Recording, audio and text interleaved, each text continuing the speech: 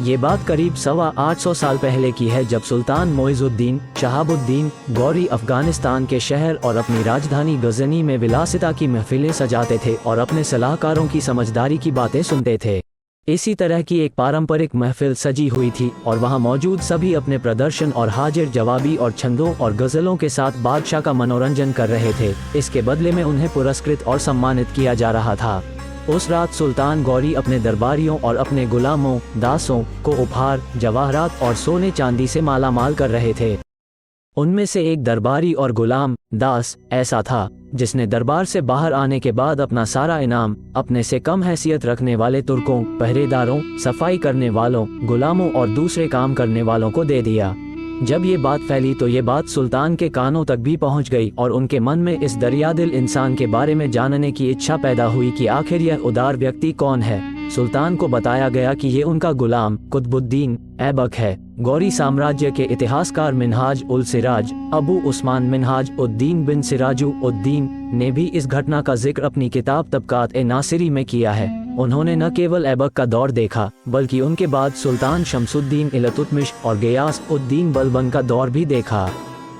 वह लिखते हैं कि मोहम्मद गौरी को ऐबक की उदारता ने बहुत प्रभावित किया और उन्होंने ऐबक को अपने करीबियों में शामिल कर लिया और उन्हें सिंहासन और दरबार के महत्वपूर्ण कार्य सौंपे जाने लगे।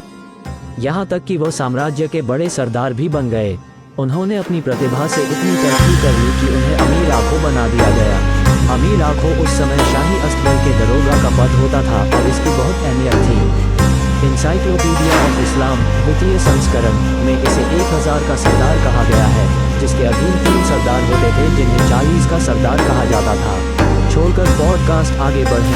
पॉडकास्ट छोटी उम्र बड़ी जिंदगी। छोटी उम्र बड़ी जिंदगी उन चमकते सितारों की कहानी जिन्हें दुनिया अभी और देखना और सुनना चाहती थी। दिन भर, पूरा दिन, पूरी खबर समाप्त। कुतुबुद्दीन ऐबक वो मुस्लिम शासक हैं जिन्होंने भारत में एक ऐसी सल्तनत स्थापित की जिस पर अगले 600 वर्षों तक यानी 1857 के गदर तक मुस्लिम शासक शासन करते रहे। उन्हें गुलाम सल्तनत या गुलाम वंश का संस्थापक कहा जाता है, लेकिन जवाहरलाल नेहरू यूनिवर्सिटी में मध्यकालीन इतिहास के इतिहासकार प्रोफेसर नजफ हैदर का कहना है कि उन्हें या उनके बाद के बादशाहों को गुलाम बादशाह नहीं कहा जा सकता है, उन्हें तुर्क या ममलूक कहा जा सकता है। दिल्ली की जामिया मिलिया इस्लामिया यूनिवर्सिटी में इतिहास की असिस्टेंट प्रोफेसर रहमान जावेद राशिद का कहना है कि मुस्लिम शासनकाल में गुलाम की अवधारणा बाइजेंटाइन गुलाम की अवधारणा से बहुत अलग थी और यही वजह है कि मुस्लिम काल में गुलामों की हैसियत कभी कभी उत्तराधिकारी की तरह होती थी। इसलिए जब हम इतिहास पर नजर डालते हैं तो हमें महमूद और अयाज दिखाई देते हैं, जिन्हें महमूद गजनवी अपने बच्चों से ज्यादा प्यार करते थे। अल्लामा इकबाल की प्रसिद्ध नज़्म शिकवा का एक शेर इस तरफ इशारा करता है कि इस्लाम में गुलामों की क्या हैसियत थी। एक ही सफ में खड़े हो गए महमूद व अयाज, न कोई बंदा रहा और न कोई बंदा नवाज। कुतुबुद्दीन के बारे में कहा जाता है कि वह तुर्की के ऐबक कबीले के थे, लेकिन उनके पिता और कबीले के बारे में ज्यादा जानकारी नहीं है। इतिहास की किताबों में उनके जन्म की तारीख 1150 दर्ज है, लेकिन निश्चित रूप से कुछ भी नहीं कहा जा सकता है। हालांकि तुर्की भाषा में ऐबक का अर्थ चंद्रमा का स्वामी या मालिक होता है और कहा जाता है कि इस कबीले को यह उपनाम इसकी सुंदरता के कारण मिला था, यानी इस कबीले के लोग महिलाएं और पुरुष दोनों ही बहुत खूबसूरत होते थे।